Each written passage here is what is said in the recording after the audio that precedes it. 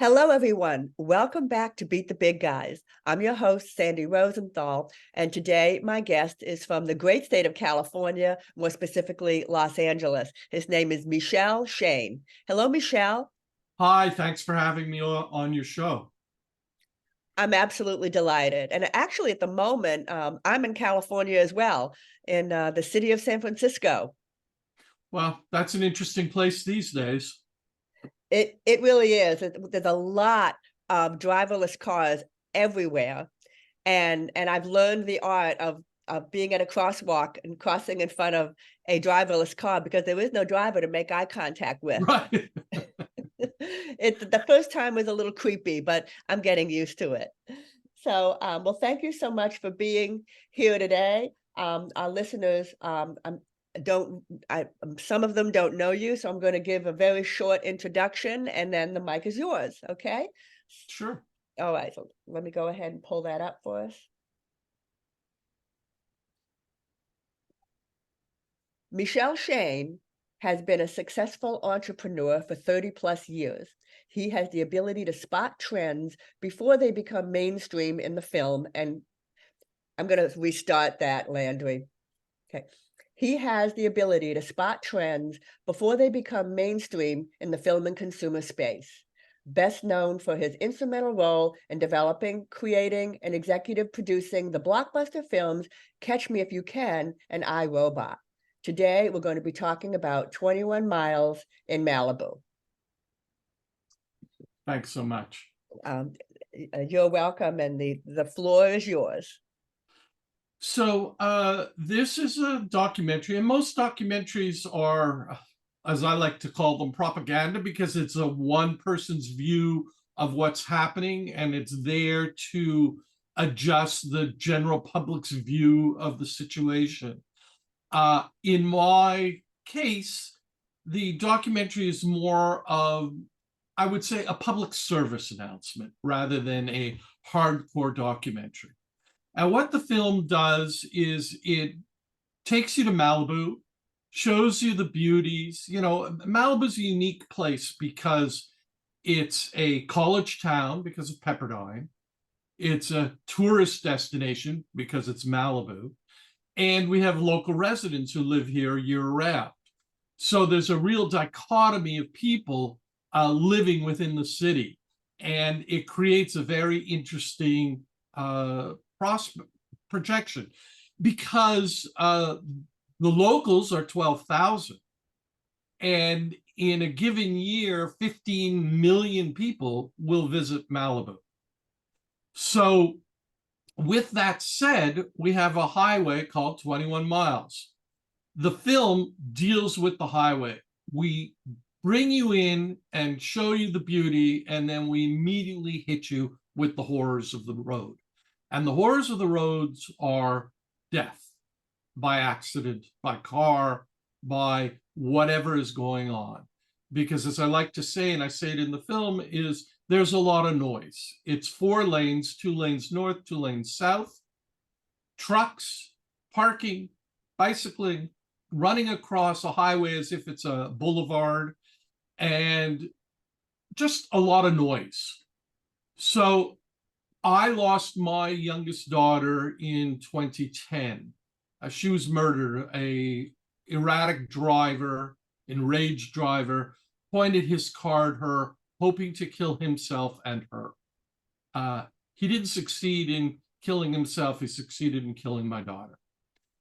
And that changed my life forever, obviously.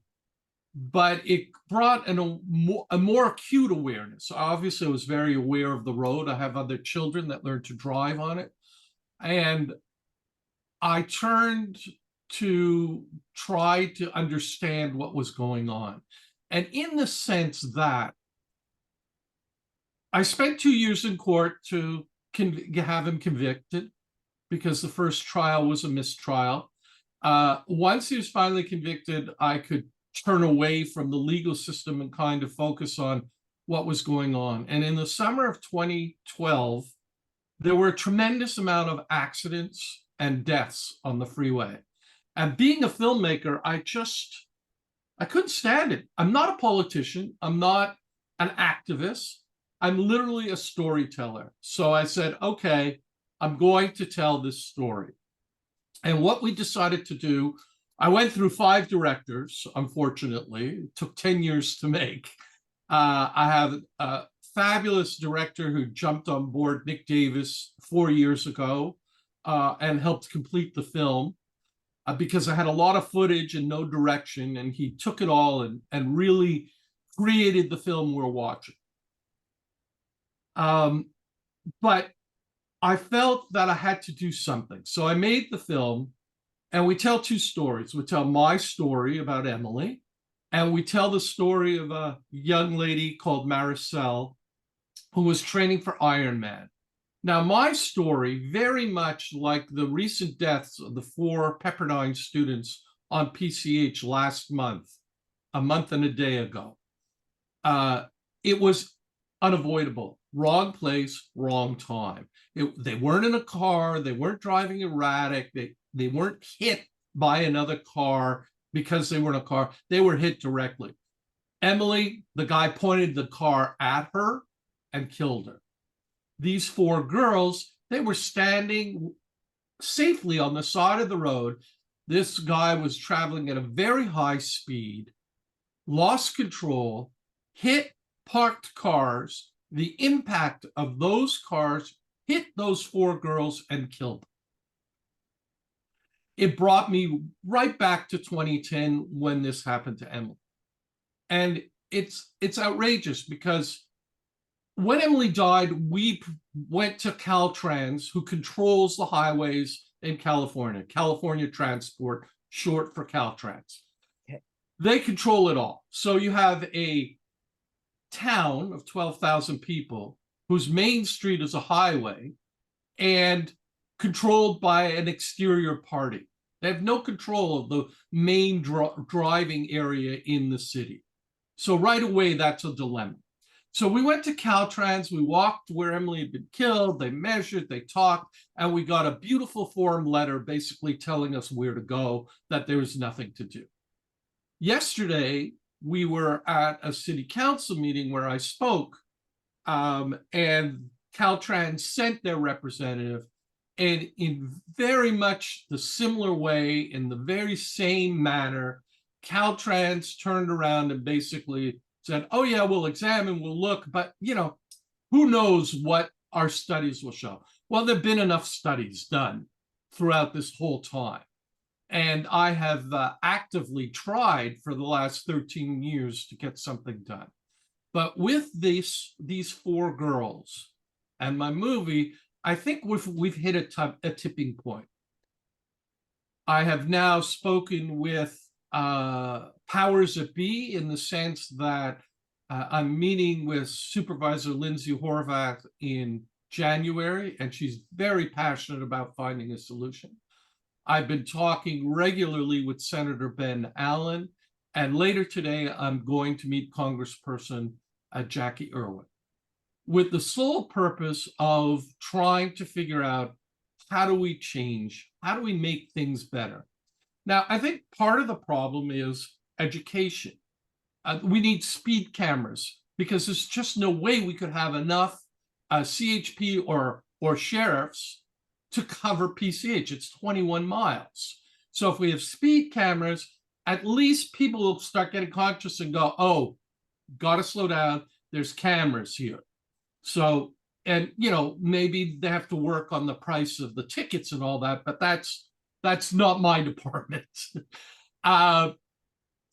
So what I would like to do is try to put together an education initiative, in the sense that if you look at education as a tool to change thought process and the way people behave, it works. It's not a quick solution. It's a slower solution, but over time it works. And the 2 examples I'll give is drinking and driving. When I grew up, people kind of frowned that you drank and drive, but it wasn't like, oh my God, you drank and drove. It was like, oh, I'm glad you didn't get hurt. You didn't hurt anyone. And then MAD started, Mothers Against Drunk Driving in the 70s. And the whole process has changed in such a way that if you'll talk to, and I put this in quote, an intelligent young person today, they will say to you, I'll either lift, I'll have a designated driver, but I will not drive drunk. Whereas in my era growing up, there were people driving drunk. There were a ton more accidents, obviously, but there were people driving drunk. So I think that by educating and making the thought process in such a way that they change, that we'll be able to do that. And my second example is, and I'm never negative about entertainment or a message a film has, it's entertainment, it's not education. But the Fast and Furious films, the first film having been made in 2001, the 10th film having been made this past year, and that glorifies fast driving, car racing, and adrenaline. And it's a great sense of entertainment. It's not reality, it's entertainment, it's special effects and all that. But when you're a young person, when I was growing up, it was everyone wanted to be James Bond. And that was, you know, you laugh because James Bond, yeah, you're going to be a secret agent, you're going to be, you know, working for MI5 or 6. No, that's never going to happen. But the difference is with Fast and Furious, if you have a car, you can pretend and you can soup up your car and you can car race, and that puts people at danger. So the idea is to use the film as a vehicle, go into the high schools with a behavioral psychologist, a law enforcement person, the film, and then a general discussion on how and why that behavior happens, especially with a 16, 17, 18-year-old, the development of the brain, the whole 9 yards of all of it. And that's my mission. Of course, my overall mission is to make it safe so no other parent, like I said last night, I'm standing here, I was here 13 years ago, I sit at the dinner table and I have an empty chair. And these 4 parents, 4 sets of parents now are experiencing the same thing. And when is enough enough? I think that's admirable. I think you have a great idea. And just to make sure that I understand, and the listeners as well, you're not saying that the movie industry should stop producing the Fast and Furious movies. That's not what you're saying. Of course not. If I understand right, it's that either the movie makers or somebody needs to make it clear this is entertainment. This is not we're not promoting this type of driving. A silly example, the Matrix movies, the first one where they were driving in the wrong direction on a highway, okay? It was pretty clear that was entertainment. Nobody's saying you should drive the wrong way on a highway 100 miles an hour like they did in the Matrix. So am I understanding you correctly? It needs to be very clear this is entertainment only? No, I think that, you know, an intelligent child or person knows it's entertainment, knows it's fiction. Yes, I think Matrix, but what about the Fast and Furious movies? Yeah, of course it's fiction. Okay. I mean, you know, they've got cars falling out of planes and, you know, flipping over, and it's all special effects and stunts. Right. But I think what we have to do is we have to counter it with education in the sense that I wouldn't want to label any film. It was like when I was growing up, they started labeling music with lyrics that were offensive. I remember. And the labels were on the albums. This album has. So are you telling me that because you're a child and you hear the F word or one of the many words that are used today, that that's going to influence your behavior? I don't think so, especially in a song. I don't think so. I think that was wrong. I get why they were doing it, but at times there's no need to be on the extreme. Okay, so you're no way trying to censure entertainment. You're just saying there needs to be an education campaign making it clear that that is entertainment. Correct. Correct. I mean, it's a big difference. That's right. And if we're censoring entertainment, that's, that's the government getting involved in what we can see and what we can listen to. And you know, luckily we're still in America, right? Yes, yes, so far. Far. Um, Another discussion, right? that's another discussion that'll be a lot longer than half an hour. So is it all right if I ask you a couple of questions at this point? Please, Okay, please. so you said something that stood out to me that I think is worth talking about just a little bit more. You actually you said the word "I couldn't stand it," and so can you explain a little bit more that moment that you couldn't stand it, and what was it you couldn't stand? Can you talk about that just a little more? I couldn't stand the fact that everyone was being complacent about all the deaths. I mean, I'll give you excuse me. Um, Emily died April 3rd, 2010. She was the youngest person to have died on PCH in 20 years at that time. Since her death, 58 people in 13 years have died on Pacific Coast Highway in Malibu. Now, that has been accepted. People go, oh, it's terrible, it's tragic, oh, how horrible. But what people don't realize is when one person dies, the ripple effect of that death, especially a horrible death, an unplanned death, it's unconscionable. And for people to just, it's a soundbite, it's a news story, and then move on to the next one to keep the audience, that's not acceptable. Thank you. And by the way, thank you for I'm proud to know you. Thank you. You did something, and you also said something else very interesting. Like your next sentence was, "I'm not an activist. I'm not, I'm not a Politics. community mobilizer." You said you definitely said I'm not an activist. It's Um, true. so can you talk about that a little bit more? Those things that you said to yourself at the time, which obviously it didn't stop you.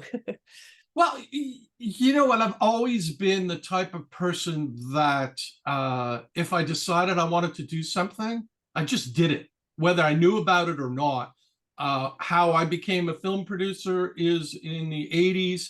I started selling video cassettes from the trunk of my car and going to video stores to be able to sell because I saw video as the future of the film business. So that was my entry into the film business. And the same sort of thing happened here where I saw what was going on and I just said, I got to do something about it. And when I say I'm not an activist, it's not that I don't have a voice, but I'm perfect. I'm a perfect example for everyone to look at in the sense that I'm a film producer. Okay. But I'm just a regular guy who just got fed up and turned around and said, okay, now I'm going to make some noise. Now, whether anyone hears that noise or not, that's another question. But I've been successful in the sense that my voice is starting to be heard. And it's taken a while. And 13 years ago, I had no access to people in government. And now, 13 years later, I do. And because of what happened, the horrific death that happened, I've it's given me an opportunity to try to make the changes, try to get the politicians to sit back and say, not, excuse me, not sit back, that's the wrong word, to go look at the situation and say, okay, we're not going to take it anymore. Right. And you said you had to do something. And I think I'm really glad that you touched on that because there are a lot of people out there, hundreds, maybe thousands of people, right now today who see a problem and a feeling, I can't take it anymore. I can't just sit and watch this. I have to do something, but I'm not an activist. I don't have skills in mobilizing. I don't know what to do. And a lot of people, I'm certain, don't do something because they feel powerless. But the moment you open your mouth and say no and speak up, that's when you become powerful, because people will listen. They won't all listen the first day, but they will listen, and you will get people on your side who can, then there's various ways that they can help you.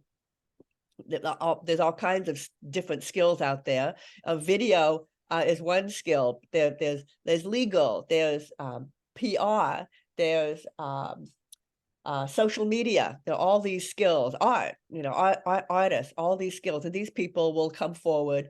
They'll see what you're doing, and they will offer to help. But it all starts with that moment where I can't take it anymore. In my case, after the levees broke in New Orleans, it was bad enough that everyone I knew had lost either their home or their relatives or everything they owned. That was bad enough, but we were being blamed for it. We the survivors were blamed for what happened, and that's when I went, I can't take it. That I can't take. So thank you for. No problem. It reminds me of the old commercial that I told one person, and they told one person, they told one person, and then it pixelates out to I forget what the product was, but that's what it is you discuss with one, they discuss it, and it grows from there. And you touched on a very relevant point. Everyone is a filmmaker today. Everyone has access because of social media, TikTok, Twitter, all of these different platforms. Exactly. You're walking around with a camera. That was unheard of. I mean, if you had told me 20 years ago, you're going to have a camera in your pocket that can show quality, high quality video, I would have laughed. And here we are with the tools.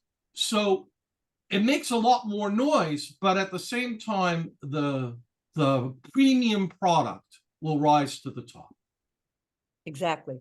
They will. And also in line with the I can't take it anymore, but I'm not an activist. If you look at all of the people who have really been the impetus for some significant, important changes, it's usually someone who's not an expert in that particular field. So look at me. I'm glad I brought this up. So one of the skills and expertise I really needed with my work was an engineer. I'm not an engineer. So an engineer, after I started my organization about 6 months later, an engineer came to me and said, you need a little help here because you're discussing engineering and you need to know the right words. And to this day, he still works with me. His name is H.J. Bosworth. He's a civil engineer. But the leader of the organization, who is me, who led these teams of people, I'm not an engineer, but I learned a lot. I learned a lot of engineering terminology, but I'm still not an engineer. And most of the people who make big changes are not experts in that field. Aaron Brockovich was not an attorney. Right. So, but it's what's interesting is if you're intelligent, you will take all the help that's available to you. And when people approach you who have a skill that you are lacking of, you bring them into your fold, or you join their fold to create the change that's necessary. It's not one person that creates the change, but it's one person that starts the change. right. As I like to say, I'm ground zero. And Now sticks you with got it. to step forward. Starts it and sticks with it. Right. And that's the other one.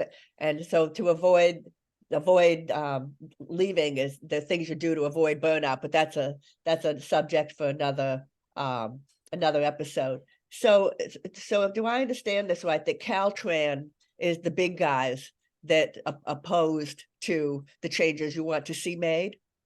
Yeah, well, Caltrans controls the highways, and Caltrans answers to the government, the governor. So that's why I say the message has to come from the bottom, and it has to come from the top. Because if enough people are angry, and the good news is we're coming into an election year, and if enough people are angry, people will listen who have the power to create the change. And let's be honest with each other. What's the value of a human life? What is more important than human life? Nothing. Nothing. Nothing. Michelle, you mentioned that you feel you're at a tipping point. What gives you that feeling? The attention that we're getting right now. We had attention when Emily died, but and not to diminish her death or what we did in the past, but we now, I mean, there's been 2 big city council meetings in Malibu where members of the Board of Supervisors, Congress people, senators have all come in to talk and help try to figure out what the problem is and how to fix it. And to me, that's what created the tipping point. Plus, you have Pepperdine University, which is a huge, powerful university, very successful, and an incredible school. I mean, the irony, I met with them last week, and the irony is in 1980, I was accepted to Pepperdine, and I didn't end up going because I grew up in Montreal, and I was afraid that because of the beautiful weather, knowing who I was, that I'd never go to class and I'd fail. So I ended up going to school in Michigan, which to this day I kick myself about because it was miserable. But I met with Pepperdine, and they have the power. So Pepperdine, along with the people that are here and the senators and the politicians, all working together, is a loud enough voice to say, okay, these are the last 4. Let's do something. I mean, you want to talk crazy? These 4 girls were killed on a Tuesday. On Thursday, a guy was arrested going 109 miles an hour on PCH, just where these girls had died. And there's, I mean, it continues and on and on and on. So the it's crazy. There's something else I wanted to ask you.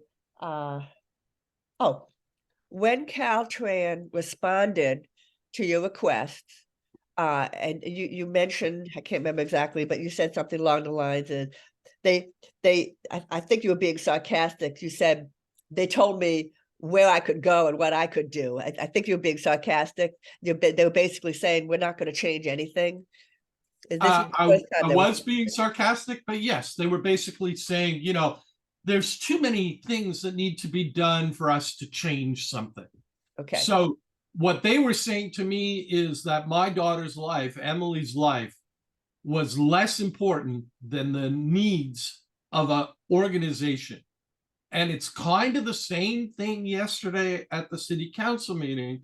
They were, I forget the exact term they used, but they said, you know, we'll look at it more closely. We have our people looking at it, and maybe we don't have to lower the speed, or maybe we don't have to make these adjustments. We'll figure it out. So basically they're saying, okay, let's wait till this passes, and then we'll go back to as things were. And I'm not willing to do that. That's one of the strategies. We're taking it under advisement. We're looking at it, and then they stall. That's usually the first tactic they do. Well, the first tactic is to ignore you entirely. Well, they can't do that because you didn't go away. So then they stall, and they stall, and they stall. So with this letter that they have in writing to you, responding to concerns, is it in your mind? It's basically, we hear you. Thank you for bringing this to your attention. We're looking at it. Is that what it is? Oh, it's less than that. It Less was than that. thanks for bringing it to our attention.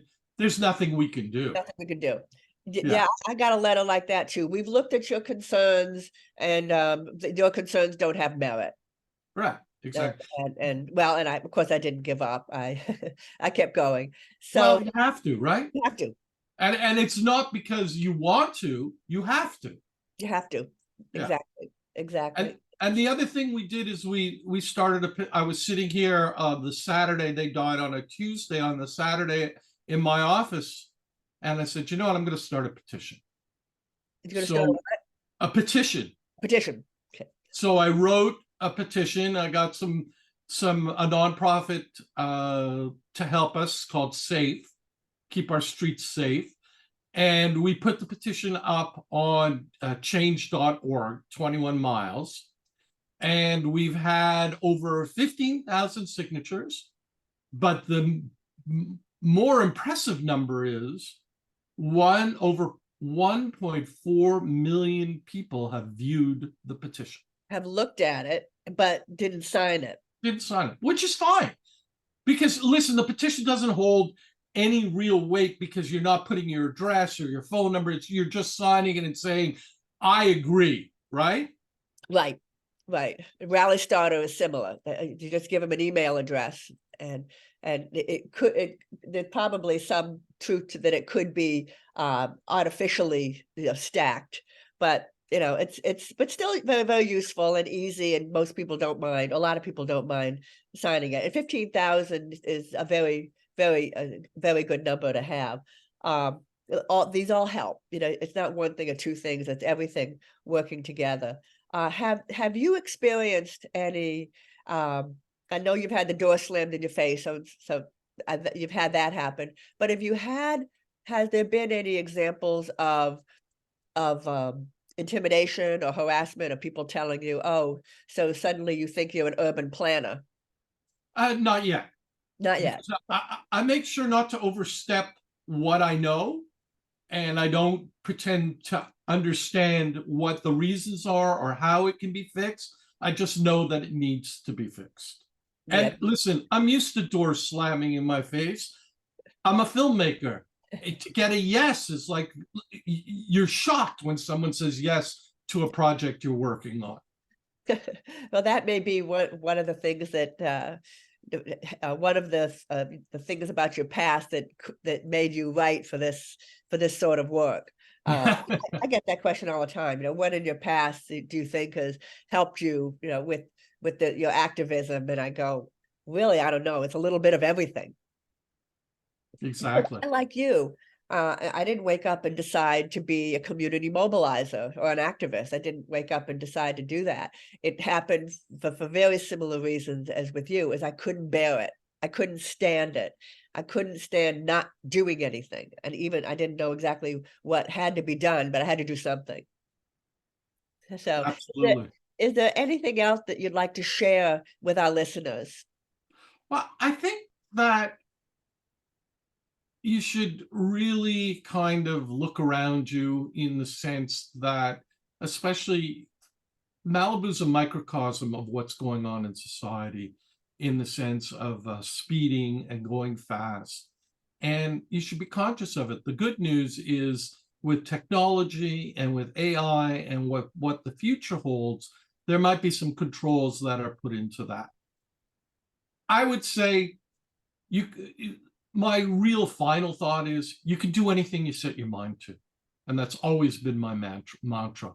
It's if you want to do it, do it. And you know what? There's nothing wrong with failing. That's a learning lesson.